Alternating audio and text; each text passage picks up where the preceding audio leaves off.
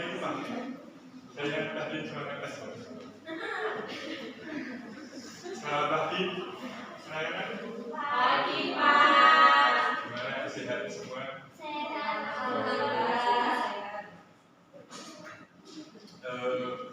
Bertemu lagi dengan saya di ini benar kelas 7 ya?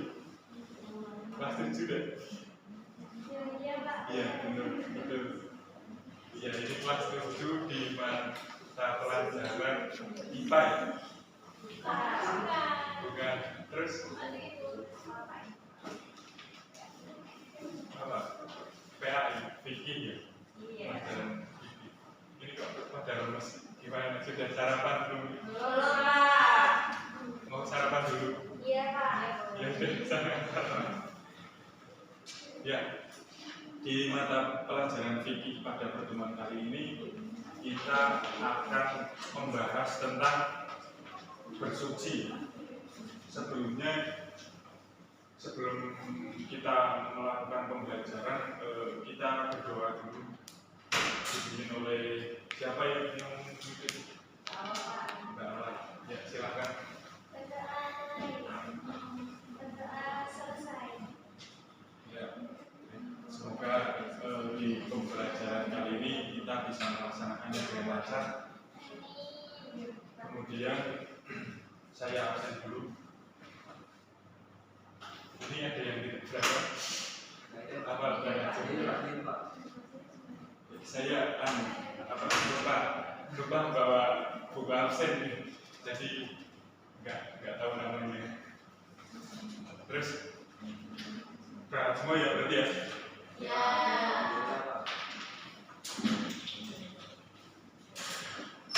Ini ketua kelasnya siapa? Pak awal, Pak. Boleh dihapusin.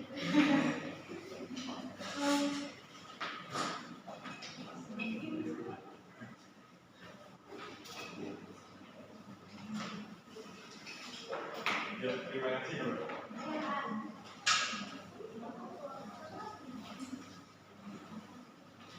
Jadi memang kalau orang sedang lapar itu apa-apa kurang ya, bersih ini aja masih kurang. Iya, Pak. Jadi kita akan belajar yang namanya bersuci. Bersuci itu apa sih? Bersih, Pak. Membersihkan, bersih. Selain itu ada lagi? Toharoh, ya, tepat sekali. Jadi pengertian dari bersuci itu secara bahasa Arab itu toharoh atau membersihkan diri, tempat, pakaian dan benda-benda lain dari najis dan hadas dengan tata cara yang ditemukan oleh syariat Islam. Kemudian bersuci itu ada dibagi menjadi dua.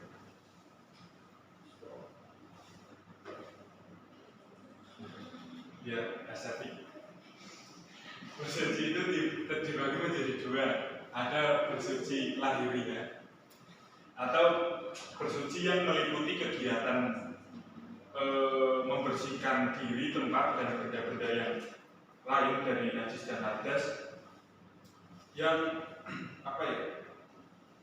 yang berupa tindakan. Contohnya misalnya membersihkan badan, tempat tinggal, lingkungan, pakaian dari segala bentuk kotoran atau najis. Nah, bersuci lahiriah itu kemudian dibagi lagi menjadi dua, yaitu bersuci dari najis dan bersuci dari hadas. Kemudian bersuci batiniah itu adalah membersihkan jiwa dari kotoran batin berupa dosa, perbuatan maksiat seperti syirik, takabur, hasud, dendam, nifak, riya dan sebagainya. Nah, cara sebenarnya antara bersuci lahiriah dan batiniah ini bisa menjadi satu. Seperti contohnya ketika kita sedang berwudu, itu kan niat kita kan bersuci, mensucikan diri. Tapi kok yang dibasuh bukan bukan di tempat yang seperti dubur atau kubur yang sudah jelas itu ada najisnya itu kan, misal tangan itu kan karena ada unsur batiniah tersebut. Nah, kemudian dari pengertian bersuci itu ada yang ingin ditanyakan? Tidak. Kalau tidak, lanjut ke dasar hukum bersuci. Sebenarnya banyak dasar hukum bersuci di Al-Quran maupun di hadis. Seperti salah satunya adalah pada surat Al-Ma'idah, ayatnya itu lupa juga. Ya, artinya wahai orang-orang yang beriman, apabila kamu hendak melaksanakan sholat, maka basuhlah wajahmu dan tanganmu sampai ke siku, dan sapulah kepalamu, dan basuh kedua kakimu sampai kedua mata kaki. Jika kamu junub, maka mandilah. Nah, ayat Al-Quran di atas itu memiliki kesamaan kandungan yang sangat erat dengan bersuci. Kalau seperti Allah itu menyukai orang yang membiasakan dan selalu membersihkan diri dengan bersuci, baik badannya, pakaian yang melekat pada tubuhnya, dan lingkungan sekitarnya. Allah juga memerintahkan agar setiap muslim menjadi contoh bagi orang lain, baik kebersihan yang bersifat zahir maupun batin. Nah, seperti kalau biasanya itu di waktu di MI, kalian MI atau SD? SD. SD. Kalau di SD ada nggak ya? Biasanya di depan apa? Di dinding-dinding itu ada tulisan an-nadhofatu minal iman gitu. Nah, itu kan salah satu hadis yang menyuruh kita untuk bersih.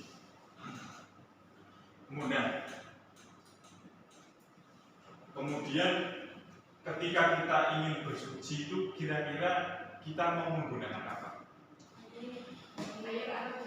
Air, betul, debu, betul. Satu, ya kira-kira itu. Nah, jadi kedudukan air sebagai alat bersuci itu memang utama. Alat yang paling utama untuk bersuci itu adalah air. Namun, tidak semua air itu dapat digunakan sebagai alat bersuci. Nah, seperti artinya bahwa ada golongan-golongan air yang bisa untuk bersuci dan tidak seperti golongan air.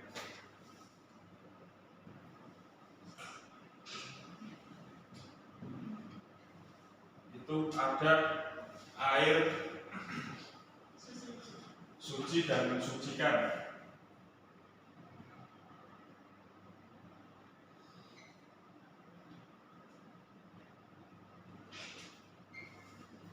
Nah, air suci dan mensucikan itu adalah air mutlak atau air suci dan mensucikan, atau air yang masih murni dan belum tercampur oleh sesuatu apapun dari najis.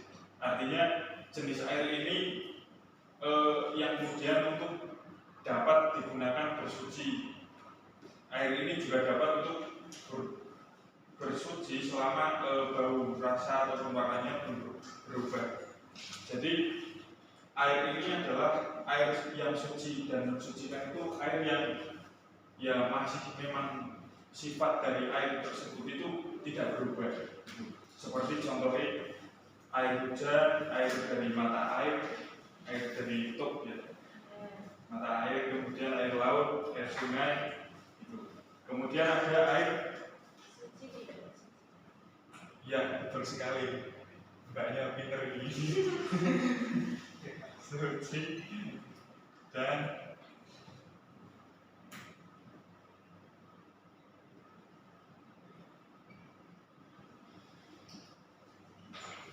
nah, kemudian ada air yang suci dan tidak mensucikan. Itu air apa kira-kira? Itu apa? Ya. Terus air teh. Nah, air yang suci dan tidak mensucikan itu air suci tapi tidak mensucikan, tidak bisa untuk bersuci. Yakni air yang halal diminum tetapi tidak sah jika untuk bersuci. Nah, air ini sekalipun suci tapi tidak dapat dipergunakan untuk menghilangkan hadas. Termasuk dalam kategori air ini adalah air yang sudah tercampur dari apa ya, benda. Artinya air yang murni tadi sudah tercampur dari hal-hal benda-benda lain, misalnya tercampur kopi, kemudian atau apa ya, itulah brand-brand produk dari minuman itu. Nah itu termasuk dari air ini. Kemudian yang selanjutnya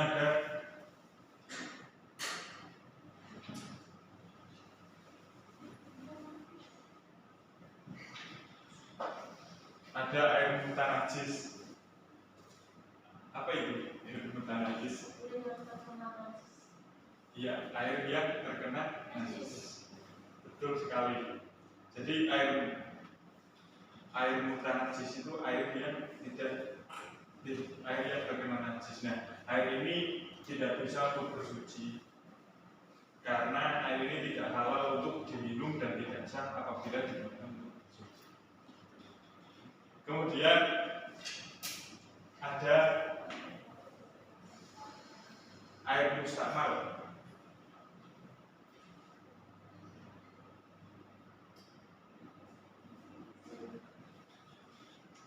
Air mustakmal itu adalah air yang sedikit ukurannya atau kurang dari 2 kuat dan bekas pakai telah digunakan untuk bersuci walaupun tidak berwarna.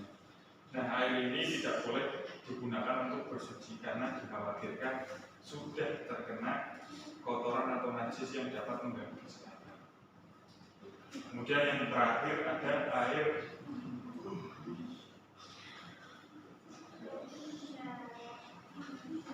air musyamas, yaitu air yang makruh dipakai untuk bersuci. Jadi yang termasuk jenis air ini adalah air yang dijemur atau terkena panas matahari dan disimpan dalam bejana atau penampungan wadah yang berkarat selain dari emas dan perak. Jadi air musyamas itu air simpanan, misal untuk minum dan sebagainya. Yang biasanya kalau orang berbuka mungkin di dalam galon itu ya. Iya, itu termasuk air musyamas. Nah, dari tadi pengertian, kemudian dasar hukum, terus penggolongan air ini ada yang ingin ditanyakan dari kalian? Atau sudah jelas semua? Jelas. Jadi ini nanti setelah ini ada pengkelompokan. Jadi diskusi kelompok. Saya bagi menjadi 2 kelompok. Gimana ini enaknya? Jadi 1, 2 ini kelompok 1 dan 2, 3 ini kelompok 2 gitu ya.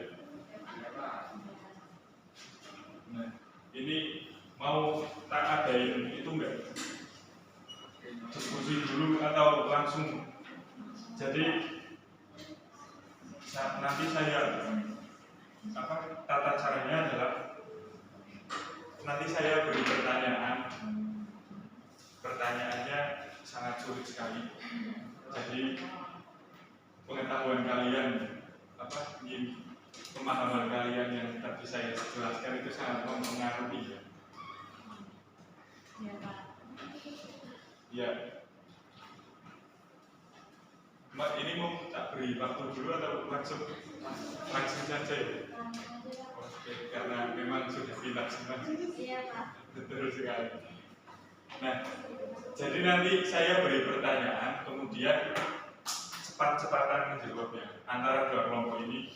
Nah, karena berhubung ini kan mau UTS ya? Puas kok, Pak. Mau UAS ya? Iya.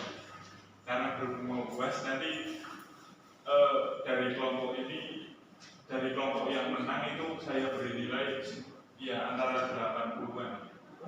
Nah, kemudian kelompok yang kalah itu saya beri nilai sekitar 60-an.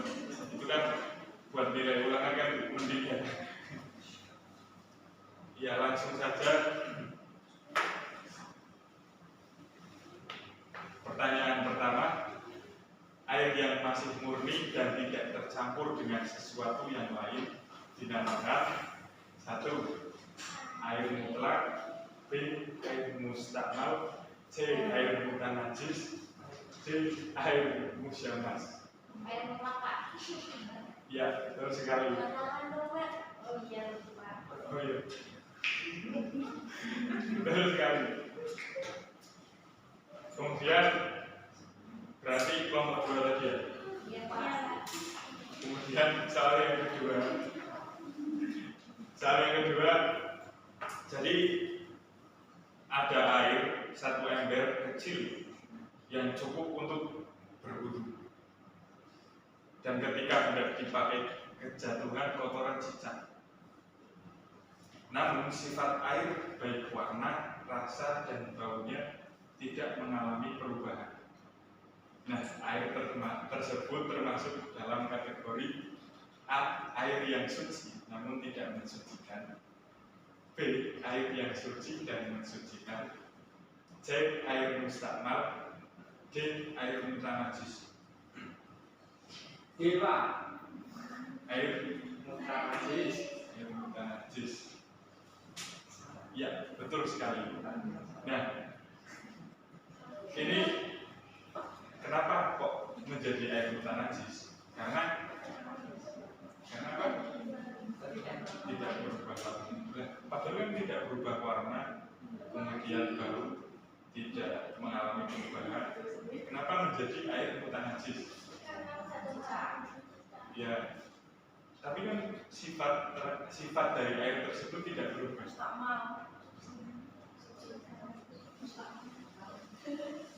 Karena air tersebut di dalam wadah yang kecil. Jadi air mutanajis itu kan adalah air yang terkena najis dan airnya itu tidak sampai 2 kula. 2 kula itu sekitar berapa?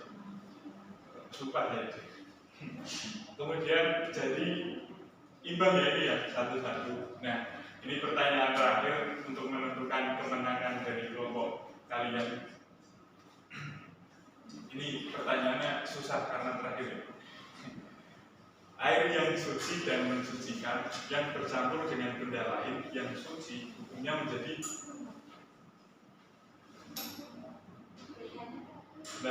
lupa saya. Saya ulangi. Air yang suci dan mensucikan yang bercampur dengan benda lain yang suci hukumnya menjadi A. Air yang suci namun tidak mensucikan, B. Air yang suci dan mensucikan, C. Air mustakmal, dan D. Air mutanajis.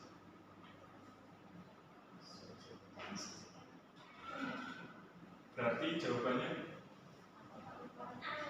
A. Betul sekali. Berarti kelompoknya yang menang adalah kelompok 2. Iya, itu saja yang bisa saya sampaikan pada materi kali ini. Ini kalian mau dibuatin tugas atau tidak ini? Sudah. Oke, jika tidak mau, ya sudah, itu saja yang bisa saya sampaikan. Jadi untuk minggu depan, saya harap kalian bisa masih semangat lagi belajar dengan saya ya. Insya Allah. Ya, wabillahi taufiq wal hidayah.